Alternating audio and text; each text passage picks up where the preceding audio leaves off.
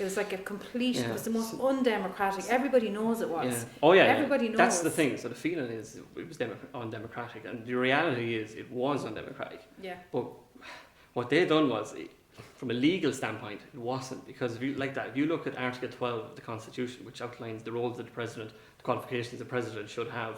If you look at that, there's nothing in Article 12 of the Irish Constitution that gives sitting governments the right to use party whips, use coercion and scare tactics. There's nothing in that says they can't whip their duly elected members to vote a certain way. But then there's also something, there's nothing in there saying that they can't.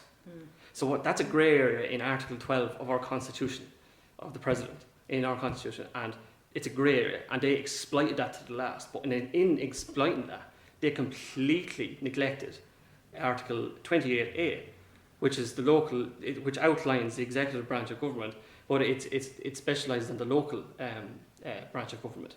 And you read that article, Article 28A, and it specifically calls out that duly elected local officials, their sole duty is to be a voice for the people of those communities that elected them. Now, if you vote for someone, and then you have a presidential election, and you go to them and you say, what's the story here? We need to get this person on. It's a democratic thing to do. There's huge demand for it in this country. You have to give this person a chance.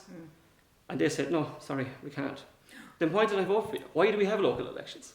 Exactly, they're supposed to That's not represent democracy. our voice. Yeah, so they neglected Article 28A in their exploitation of Article 12. They put party we needs need above amendment. our voices. Yeah, we need an amendment to Article 12.